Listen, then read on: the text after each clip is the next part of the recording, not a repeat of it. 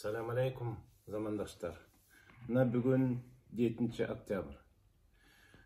Түндегі болған акыбал мени абдан кыжалат кылып, мына силерге кайрылууга туура келип атат.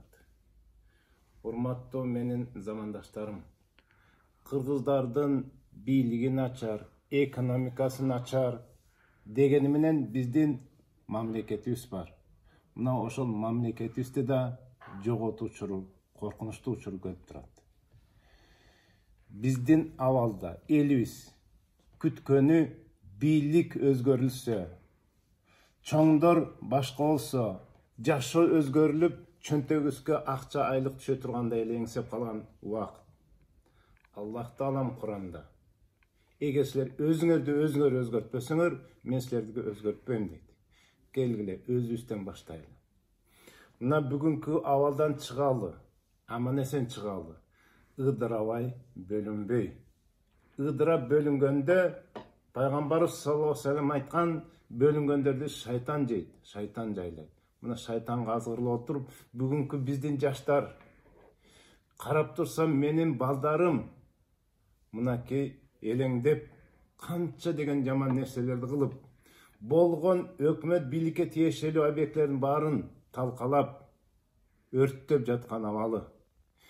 Жада калса кайсы жерин айтпасын, мынакей бул жерде резервуар дейт, бул суу турган жерлерди ээлешип, чуркашып, ошол жака чуркап атканы мени да коркунучка алып келип атат. Ал жерден суудун башынан кичинекей жанагы ууду таштап койсо, Бишкектин баардыгы кырылып калуу коркунучтан да турат керек болсо. Урматтуу мусулман туугандар, мен медик катары бүгүнкү абалыбызда, биздин депрессия, стресс, паника абалыбызда ден соолугубуздан начарлап, оору көбөйүп, биздин уруктугубузга дагы зыяндык берет.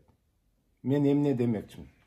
Келгиле, бир жеңден кол чыгаралы, бир жакадан баш чыгаралы, бир кандай бир лидерди тандап, ошону ээрчийли.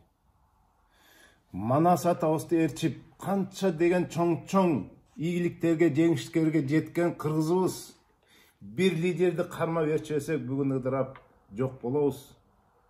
Менин пикиримче, мыйзамдуу жагынан дагы, акыл эси сабырдуулук жагынан дагы бүгүнкү абалды түшүндүрүп, ошо абалдан чыкканга аракет кылган биздин Садыр Жапаровду мен мисал кылып туруп, кел ошонун аркасынан ээрчип бүгүнкү абалдан чыгалы.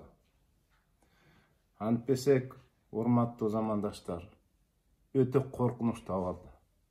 Өтө коркунучтуу абалда дегени, мен ошо бүгүн политикадан алысмын. Мен 15 жылдан бери саясатка аралашпайм, киришпейм. Бирок ошол эле Ак үйдүн 6-этажында иштеп келгем.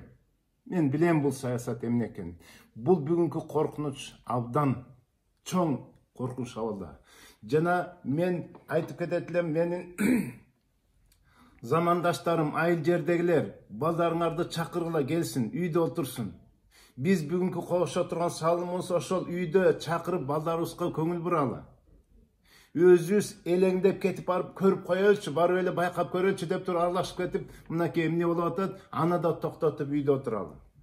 Андан тышкары бир лидерди ээрчип, ошонун айтканын жазап, мына бүгүнкү күнү биздин жаштарыбыз, менин инилерим, балдарым жакшы уюм, жардам берүү дружинасын алып чыгышып, сонун коргоо, ошол эле водозаборду коргошуп отургандарын байкадым. Кубанычтуу жер бар.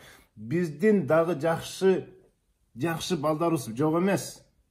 Акылды иштетип, ошентип акылыбыз менен жеңели, күчүбүз менен канча бийликти түшүрүп алып туруп, биз өзгөрүү күткөндөк түгүл, мына 4-чү бийликти кулатып, биз сыймыктанып атабыз, бийликти кулатабыз деп. Өзүбүз элибиз эмне болуп атабыз?